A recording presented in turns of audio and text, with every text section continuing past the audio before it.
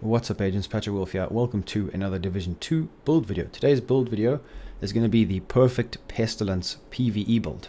So remember guys, there's going to be a PVE build, and remember, use all my build videos as templates to adjust the build to your playstyle and what you prefer to use. So this is going to be a build revolving around LMG damage and swapping weapons whilst doing massive damage with skills. So we're going to quickly go over the specialization. We need to be using the technician. Why is that? I shouldn't have to go over this too much for you guys. I'm sure you understand. 50% skill power allows us to have maxed out skills without speccing too much into skill power on our actual builds. Also, this is great. 20% damage to drone skill proxies and robotics. Robotics and those dogs with the snipers are very dangerous, especially in the raid.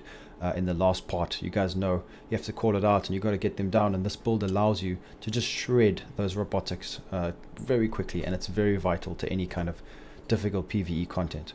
Another thing is we're going to be using 10% skill damage to help our Seeker Mines out, because we're going to be using Seeker Mines in the Hive for this build. So Technomancy is again 20% armor when your skill dies, and then gain 15 just by deploying it. So it's really insane. Make sure this is active. It's very strong right now, and you can also disable any electronics with the EMP, which is great. So make sure you have LMG damage up, because this is going to be an LMG build, an LMG and an assault rifle build really, but the primary focus is the Pestilence clearly. Alright, so let's explain how this build works. We are stacking skill power and a little bit of explosive damage, which gives us maxed out skill power, guys. We can have the insane damage from the Seeker Mine and skill haste, plus massive healing from the Hive.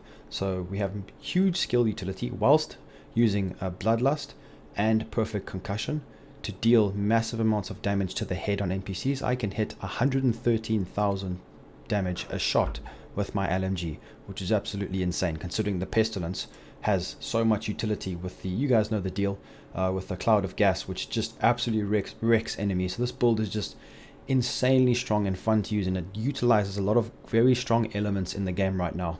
Alright, so let's go over this build. This is an 885. 340k armor, doesn't seem like much, but we can heal ourselves and our teammates insanely quickly. We've got 25k base damage, 60k health, which is not too bad, but we do have a lot of explosive resistance as well. 3k max out skill power to put the best mods that I possibly have on my build. So let's go over the gun. So we're going to be using the Pestilence. If you guys didn't know, this gun is very good in any kind of PvE or PvP. It's 25k base damage. So after hitting the same enemy 5 times, that enemy is inflicted with the Plague of the Outcast for 10 seconds. Whenever an enemy with the Plague of the Outcast is killed, they leave a toxic gas for 5 seconds that deals 1000% weapon damage per second.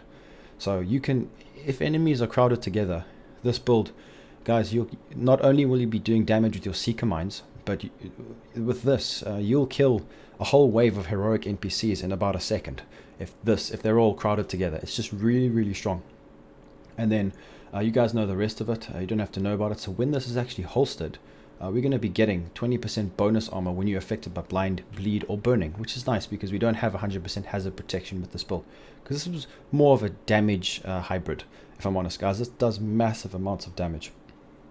So the reason why we pair it with the Carbine 7 is one of the strongest parts of this build. Is the Carbine 7, you can have a lot of ammo from this.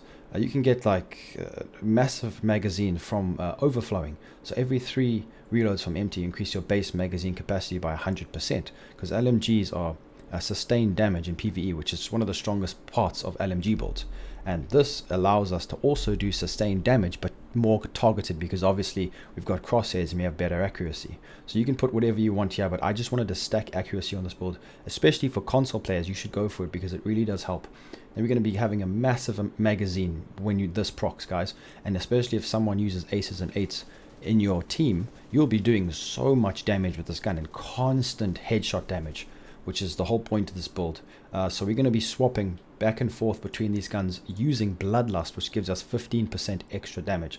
I've gone for optimal range plus 20 rounds, crit chance, and damage to elites on the muzzle. So just make sure you put that on your build. So remember, I rolled accurate because of that reason. Then we're going to be using Rooted, as you guys know. While in cover, all skill damage and healing is increased by 25%. Very important for this build as well. So let's go over all the pieces.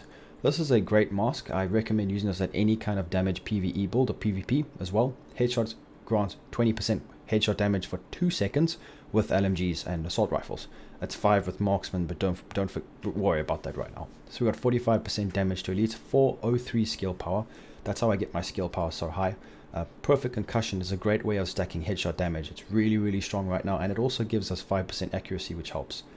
Then I've gone for the chest piece, which is hardwired. The reason being is to give us that 20% skill power boost without having to spec into actual skill power too much. So I've got a nice skill power roll, 7.5% weapon damage, and 26% total armor modified. That's destructive, gives us 40% explosive damage because we're going to be using seeker mines, which come back every 20 seconds, so we can dish out so much damage and explosive damage while healing ourselves really well. So I've gone for the explosive resistance mods. You guys know the ones that were at the base. I bought a lot of them. Whatever skills you want to use, because you can use whatever skills you want with these builds. You can put seeker mine, but I would recommend using hive and seeker mine, so just stack as much as that, and then stack explosive resistance on all your blues. Then the holster, this is quite important. This gives us 10% assault rifle damage for our secondary, health and crit chance, which is not really necessary. If you need to put extra skill power, that's completely up to you guys. Pocket on there if you need some more. Then maybe you can use a different specialization, but then it would just be a different build. Bloodlust is insanely strong because we're going to be swapping to our assault rifle and getting 15% extra weapon damage, which is really good. That's why we're using a Fenris chest piece as well, which is very nice. The backpack is going to be hardwired. This gives us a 20% skill power. Without this, we struggle to hit the cap. I would have to roll skill power on my holster, so it depends if you guys want to do that.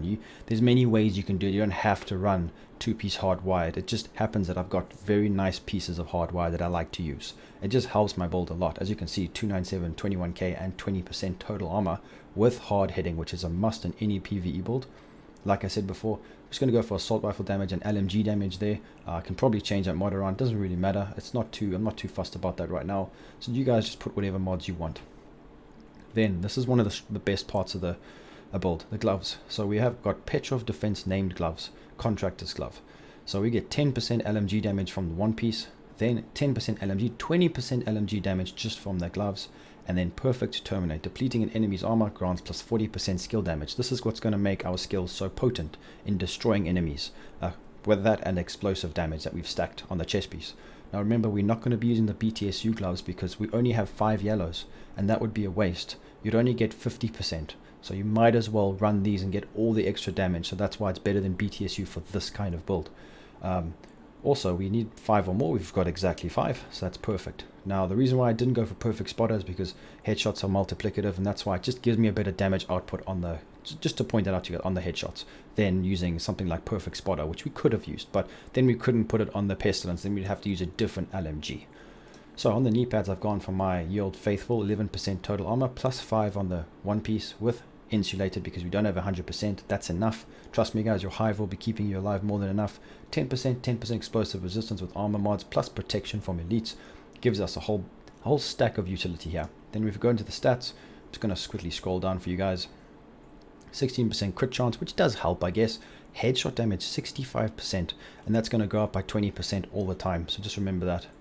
Then we've got weapon handling 20%. That is the reason why this is going to be so viable on console, because your accuracy will be really good. We don't have unhinged as well, so we can do massive amounts of damage from range because of the smaller reticle for the LMG, which is going to be really nice. Then we've got LMG. Look at that, guys, pretty balanced across the board with bloodlust, so we're going to be doing massive amounts of damage. So I recommend this to anyone. Plus 70% DTE. I think the assault rifle will have 75 because of the muzzle mod, so just remember that. Keep going down. We've got some lovely talents on here. This is where it gets a bit interesting. So protection from elites, that 6% makes a difference. I guarantee you guys it does, especially in the raid. That could be the difference between you surviving or dying. Then we've got 30% explosive resistance. Very nice. Any kind of explosions, you can just tank it. Then your hive will regenerate all your health back. Then we have a 20-second cooldown on the Seeker Mine, which is pretty good. 400,000 damage. Remember, that'll go up by 40% with the gloves. It's very strong. Hive as well. We're going to be doing healing 52k, which is absolutely insane. It heals you really well. Now the BTSU gloves would have been better for this, but you can change your technician specialization to go from 10% healing, which will help you out a lot. Or you can, like I said before, if you want to roll a skill power on the holster instead of using a crit chance, then you could actually use the survivalist and use the Seeker Mine, but then you wouldn't be able to do this build the way I'm doing it now. So that's going to be the stats. Let's go over the mods that I've gone for this. I've gone for 172 skill ace, 95% damage.